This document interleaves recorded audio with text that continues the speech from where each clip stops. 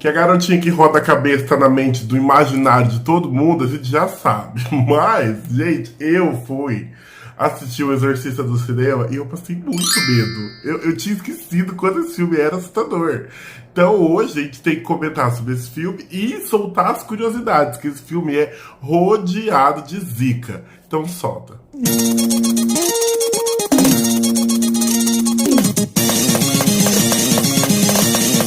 William Friedkin, eu não sei qual é o nome dele, eu vou chamar ele de Willinha.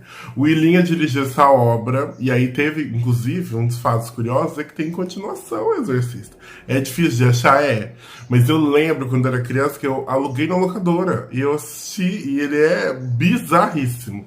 Mas ele conta um pouquinho sobre o demônio que possuiu ela, é bem curioso. E aí o William, né, dirigiu essa produção onde uma garotinha brincando com um tabuleiro de Ouija abre uma portinha, um capitão chamado Pazuzu vira até ela. E aí depois disso a mina começa a ter comportamentos muito estranhos, que é a Regan, interpretada pela Linda Blair, e ela acaba sofrendo as consequências de uma possessão. E aí temos, junto com essa narrativa principal dessa garotinha, a história de dois padres. Um que já estava lá numas escavações, encontrou algumas informações a respeito desse demônio, e que no futuro, lá no Exorcista do Início, a gente descobre um pouquinho mais da relação dos dois. E o outro padre que era boxeador. E tava lá fazendo várias coisas. Ele era psiquiatra e boxeador. Eu achei isso incrível. Ai, gente, ó. Tá vendo? Um filme com camadas. E aí a gente acompanha o exorcismo dessa garotinha e todo o processo de possessão.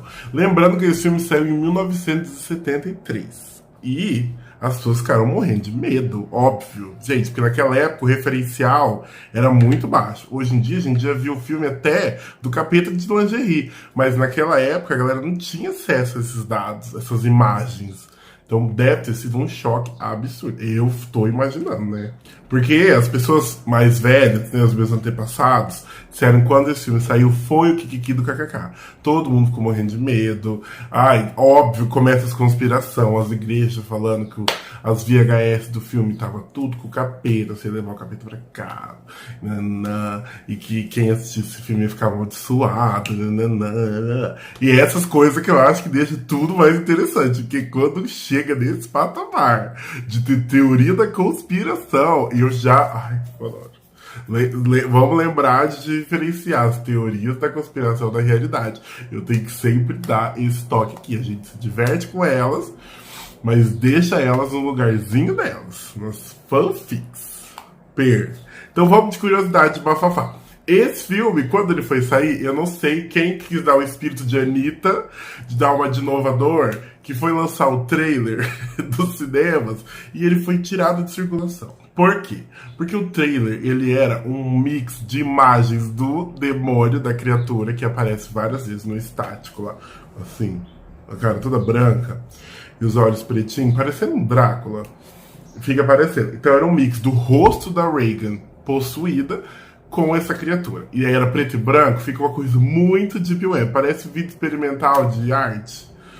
Quando começou a videoarte, os vídeos assim, gente, juro. Eu não vou botar trecho aqui porque vai ser muito bizarro. E aqui a gente vai ficar no plano das ideias. Mas eu vou deixar o link do vídeo aqui embaixo, que a Warner Bros. Postou faz menos de 10 anos. Liberou para as pessoas. E aí eu fiquei pensando, quem que teve ideia, gente? Já no plano das gravações, um reverendo foi contratado para abençoar a equipe do set. E nem esse reverendo conseguiu segurar o que aconteceu depois. Que ele ia lá, abençoava as pessoas, e aí o diretor falou, senhor padre, gostaria de solicitar, carioca, que tu fizesse um exorcismo aqui no set. E daí o padre falou, não vou fazer, porque as pessoas vão ficar com mais ansiedade ainda, já estão trabalhando aqui com um negócio bizarro, vou fazer isso? Eu achei sensato esse reverendo, mas ele ia lá fazer a bênção das pessoas, né? Nas gravações aconteceu de tudo. Inclusive, nas cenas do quarto da Regan, eles usaram 4 ar-condicionados, botaram até freezer com a porta aberta, pra passar frio e tudo. Não. Só que a responsabilidade era tão grande que a menina tava só de camisolinha, pegou pneumonia no meio das gravações, gente. Sem noção, mas a fumacinha do filme que sai do frio do quarto é tudo real. As pessoas pálidas, não. Só que umas mortes curiosas começaram a acontecer quando o filme teve início. Inclusive, o ator Jack McGowan faz um papelzinho ali, que eu não lembro o nome dele agora no filme, mas ele faz tipo ele é um meio apaixonadinho na mãe da Regan. E ele é o primeiro a morrer. Ele morre numa noite que ele tá cuidando dela. Ele fica lá de olho na criança, enquanto a família sai tirar uma panca. E aí ele morre, misteriosamente. Gente, ele nem viu o filme sair. O homem logo em seguida morreu também. O ator morreu. Gente, as coisas estão caindo aqui pela... Vai quebrando, Senhor. Toda maldição e feitiçaria vai caindo por terra. Que absurdo. E ele morreu. E aí temos a mãe do boxeador, padre boxeador. Eu gosto sempre de pontuar isso. Padre, psiquiatra. Boxeador, acho legal. Gente, a mãe dele do filme vai internada e morre. E a mulher também não viu o filme sair. Ela também morreu. E aí, outras pessoas relacionadas com o set morreram. Inclusive, alguém no set lá, um segurança, foi morto a tiros durante as gravações. Numa noite, assim, tava lá cuidando. O irmão do padre, o padre tava ré. Gente, o filme saiu em 73. O padre da cabecinha branca, ele já tava velho. 73. O velho morreu em 2020. Gente, ele morreu com quase... Ele tava com quantos anos? Deixa eu só viu. Ó, o rei tava com 91 anos. E no filme ele já tava velho. Eu fui abrir o perfil dele no Google e falei, gente, esse homem é quase um monge. E ele faleceu em 2020. Só que o irmão dele morreu quando começou as gravações. E durante, né, as gravações também, a esposa de um dos cameramen perdeu o bebê. Um dos caras que cuidava desses freezer, desses ar-condicionado aí no quarto, também morreu durante as gravações do filme. Gente, eu acho assim espiritual. Fora os carpinteiros que faziam as estruturas de madeira, porque tem cenas que são num plano de cima, né? Daí eles faziam uns andaimezinhos e a galera subia. Quase todos os carpinteiros decepararam a parte do corpo. Um cortou o dedo da mão, outro do pé, outro cortou um pedaço da mão. Gente, é um absurdo. É uma série de... E ninguém pensou assim, ai, é uma coisa de errado. Eu acho que na hora eles falaram, nossa, quantos imprevistos. Gente, é um absurdo isso pra mim, tá? No filme original, a voz da Regan é a voz da menininha. E daí, quando ela tá possuída, fica a voz original. E aí, quem fez a voz da Regina Hogan, do Capeta, foi uma atriz chamada Mercedes McCambridge, que ela, pra fazer essa voz, teve que beber ovos cruzes, tomar bastante álcool e fumar muito cigarro pra ficar com a voz de Capeta. E eu imaginei a galera se preparando pra gravação e ela fumando cigarro. Inclusive, teve quebra-pau com ela, porque... não botaram o nome dela nos créditos, ela ficou pistola, meteu processão na Warner e ganhou. Certíssimo. Porque ela teve que fumar um monte de cigarro pra fazer um filme. Ai, gente, tô imaginando lá com 4 cigarros assim. Meu Deus.